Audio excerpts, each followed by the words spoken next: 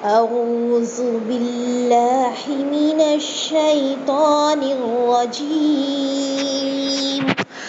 بسم الله الرحمن الرحيم.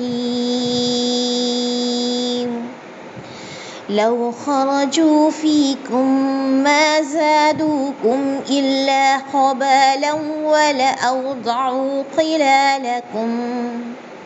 أوضعوا خلالكم يبغونكم الفتنة وفيكم سماعون لهم والله عليم بالظالمين.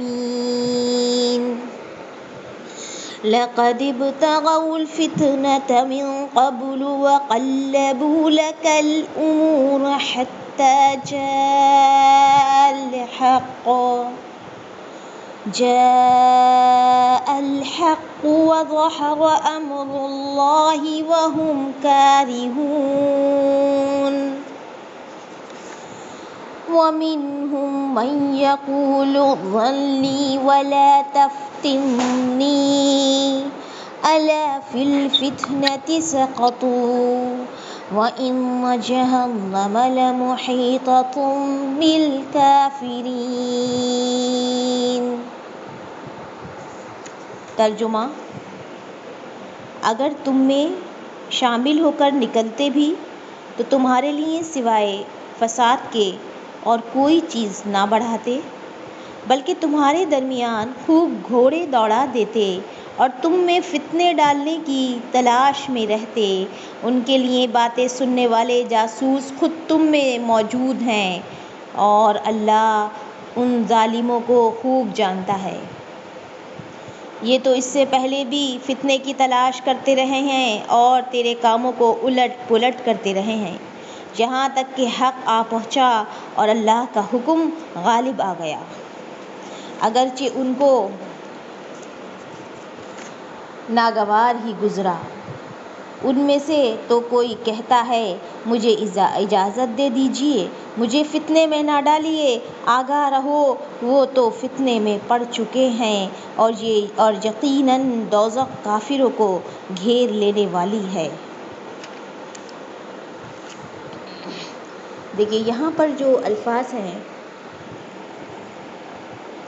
کہ یہ منافقین کا ذکر ہے کہ یہ منافقین اگر اسلامی لشکر کے ساتھ شریک ہوتے تو یہ غلط رائے مشورے دے کر مسلمانوں میں انتشار ہی کا باعث بنتے. آپ جانتے ہیں قرآن مجید میں 3 گروہ کو خطاب کیا گیا ہے: مومنوں کو خطاب، کافروں کو خطاب، منافقوں کے خطاب.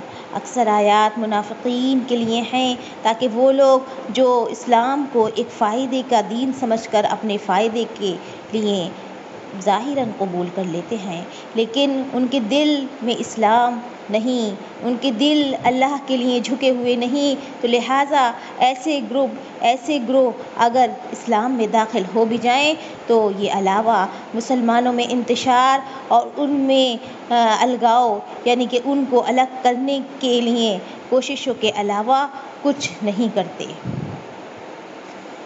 اور یہ اس وقت تک رہتے ہیں، آپ جانتی ہیں گروپ میں کہ جب تک ان کو اپنا فائدہ نظر آتا ہے، جہاں ان کو اپنا فائدہ نظر آتا ہے یہ پھر اس وقت اس کی طرف ہو لیتے ہیں.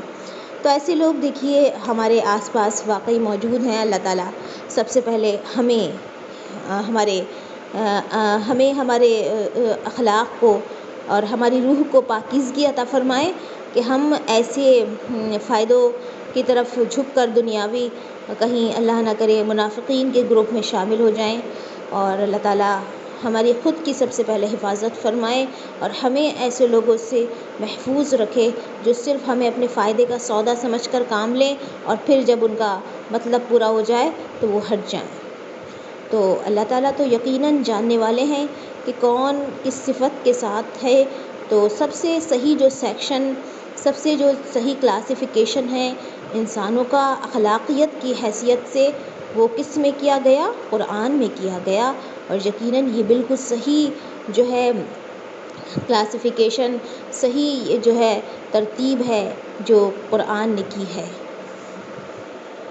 اس کے بعد کہا گیا کہ آیت نمبر 48 میں کہ یہ تو پہلے بھی فتنے کی تلاش میں رہے ہیں اور کاموں کو تیرے الٹ پلٹ کرتے رہے ہیں، یہاں تک کہ حق آ پہنچا اور اللہ کا حکم غالب آ گیا، اس لیے کہ اس نے گزشتہ اور آئندہ امور کی تمہیں اطلاع دے دی ہے اور یہ بھی بتا دیا ہے کہ یہ منافقین جو ساتھ نہیں گئے تو تمہارے حق میں اچھا ہی ہوا، اگر یہ جاتے تو یہ خرابیاں ان کی وجہ سے پیدا ہوتی۔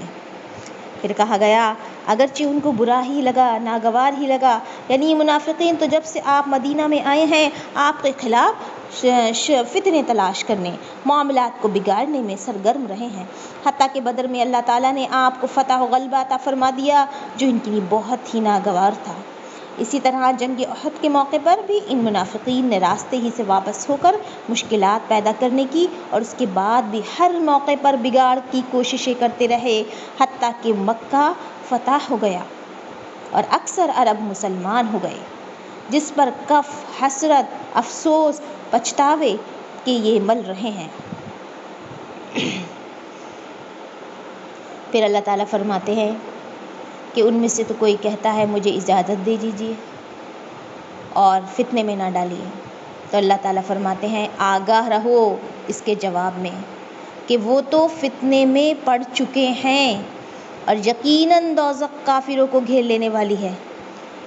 ان کا یہ کہنا کہ مجھے فتنے میں نہ ڈالیے، اس کا مطلب یہ ہے کہ اگر آپ مجھے اجازت نہیں دیں گے تو مجھے بغیر اجازت رکنے پر سخت گناہ ہوگا، اس اعتبار سے فتنہ گناہ کے معنی میں ہوگا، یعنی مجھے گناہ میں نہ ڈالیے۔ دوسرا مطلب یہ ہے فتنے کا ہلاکت، یعنی مجھے ساتھ لے جا کر ہلاکت میں نہ ڈالیں، کیونکہ انہیں ڈر لگتا تھا کہ وہ جہاد میں جائیں، جنگ میں جائیں تو کہیں ان کا نقصان نہ ہو جائے۔ کہا جاتا ہے کہ جد بن قیس، یہ منافق کا نام ہے، اس نے کہا کہ مجھے ساتھ نہ لے جائیں، روم کی عورتوں کو دیکھ کر میں صبر نہ کر سکوں گا۔ اس پر نبی صلی اللہ علیہ وسلم نے رخ پھیر لیا اور اجازت دے دی۔ آپ کردار دیکھیے رسول اللہ صلی اللہ علیہ وسلم کا۔ آج کے دور میں اگر کوئی اس طرح سے بڑے سے اجازت مانگے اور اس طرح کی بات کہے تو پہلے تو ہم اس کو کیا کریں گے، بے عزت کرنے کی سوچیں گے کہ آپ اتنے بڑے رسول یعنی اتنے بڑے انسان کے سامنے کیسی بات کہہ رہے ہیں۔ پہلے تو اس پر سنایا جائے گا اور اس کے بعد کیا کہا جائے گا، سب لوگ اس کو پیشمان، حالانکہ غلطی اور کتنی جو مطلب جہاد کے موقع پر کتنی گھٹیا بات ہے، لیکن کردار رسول صلی اللہ علیہ وسلم کے دوسری طرف رخ کر لیا اور اجازت بھی دے دی، یعنی کوئی یہاں پر بحث نہیں کی، یہ نہیں کہا کہ تم عین موقع پر کیا کہہ رہے ہو اور ایسا تمہیں نہ کرنا چاہیے، نصیحت کرتے اور تقریر کرتے، نہیں، بلکہ سمجھ گئے تھے رسول اللہ صلی اللہ علیہ وسلم اور اجازت بھی دے دی۔ کیا حکمت تھی یہ۔ بعد میں یہ آیت نازل ہوئی، اللہ تعالیٰ نے فرمایا فتنے میں تو وہ گر چکے ہیں، یعنی جہاد سے پیچھے رہنا، اس سے گریز کرنا، گریز کا مطلب اس سے بچنا بجائے خود ایک فتنہ اور سخت گناہ کا کام ہے جس میں یہ ملوث ہی ہیں، اور مرنے کے بعد جہنم انہیں گھیرے میں لینے والی ہے جس سے فرار کا کوئی راستہ ان کے لیے نہیں ہوگا۔ تو یہ تھی آپ کی آیت نمبر 49 تک کی تفسیر۔ اب ہم